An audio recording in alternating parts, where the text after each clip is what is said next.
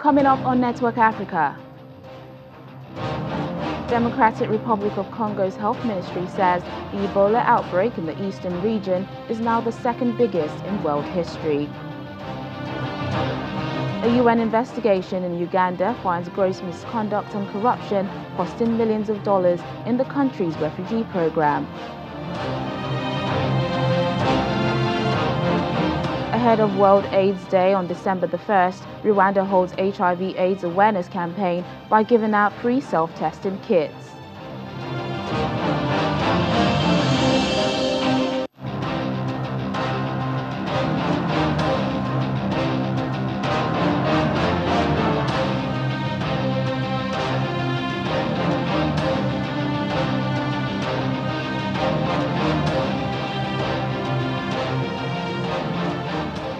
Hello and welcome to the program, everyone. I'm Teniola Shobowale. We begin in the Democratic Republic of Congo, where the health ministry says the Ebola outbreak in the country is now the second biggest in history, with 426 confirmed and probable cases. The epidemic in the country is now only surpassed by the 2013-2016 outbreak in West Africa, where more than 28,000 cases were confirmed, and is bigger than an outbreak in 2000 in Uganda involving 425 cases. Ebola is believed to have killed 245 people in North Kivu and Ituri provinces, where attacks by armed groups and community resistance to health officials have hampered the response. Congo has suffered 10 Ebola outbreaks since the virus was discovered there in 1976. A UN investigation into its widely praised refugee program in Uganda has found corruption costing millions of dollars and misconduct. A report by the Office of Internal Oversight Services shows inflated bills, fraud and non-compliance with rules, among other wrongdoings that cause losses for the UN Refugee Agency. The audit covered UNHCR's operations in Uganda for 18 months from July 2016. Uganda hosts more than 1 million refugees who have fled South Sudan, Democratic Republic of Congo, and other countries. The country is praised for its open-entry refugee policy that grants foreigners free movement within the country, access to public health services, and small plots of land for settlement and cultivation. The United Nations Children's Fund says children in the Central African Republic are facing a neglected emergency, with 2 in 3 children in the country in need of humanitarian assistance. Christine Muigana, a UNICEF official, says the children are also starving as surging violence and attacks on humanitarians and funding shortages raise the possibility of famine. The country has been in chaos since 2013, when mainly Muslim Salika rebels ousted the president, provoking a backlash from Christian anti-Balaka militias. The country is also one of the most dangerous countries in the world for aid workers, with attacks increasing rapidly since 2017, with almost 300 up to mid-September. The Central African Republic is quite possibly the most neglected crisis in the world. It is happening in the poorest, least developed country, and humanitarian workers are in one of the most dangerous places. Children's conditions are desperate, and 1 in 4 is either a displaced or refugee. But practically all children in this country need some form of assistance.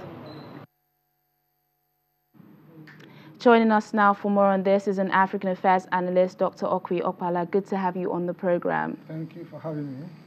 As you've just heard, what do you make of the rising numbers of children suffering as the Central African Republic violence surges?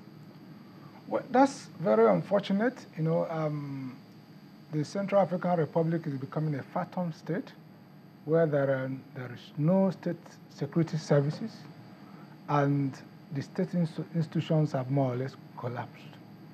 And the children are suffering, and this conflict is being, it has three many dimensions: at the personal level, at the internal level, and also the international level. So many things come together to cause this conflict, and it has not been able to since 1960, when the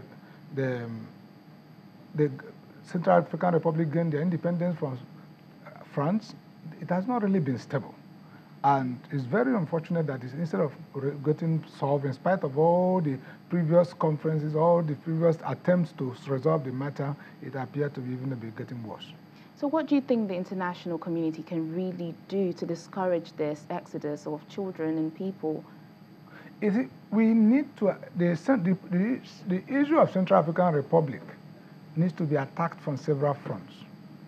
One, the issue of poverty, the issue of gross nepotism, and the absence of trust, because so much poverty, so much the attempt to grab power by various groups, and that they have not really started building a nation, building that Central African Republic into a cohesive nation.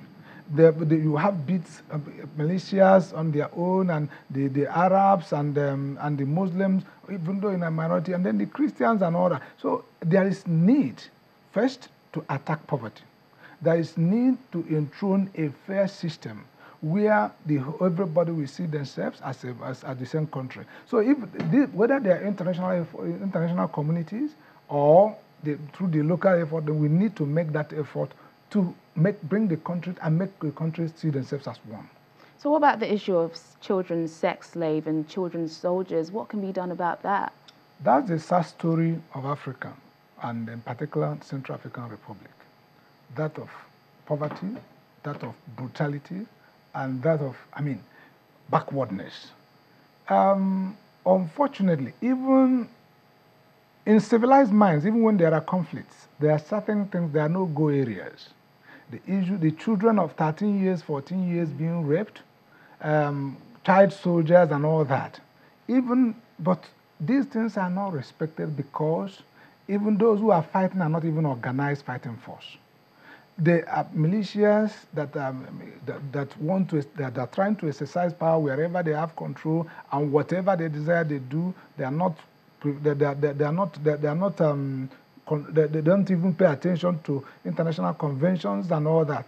But the regional powers who ought to do a lot more, because the ECOWAS agreed, for instance, to the government of Michael, the current, the one who overthrew the previous government, the selected government. So when they agreed to isolate him, but some nations like Brazzaville, like Chad, allowed him to also visit. They said, "Oh, don't go anywhere." But the measures they took, they were not even unanimous in enforcing it. So the ECOWAS and the international community should speak with one voice, that whoever is engaged in this kind of thing is not acceptable.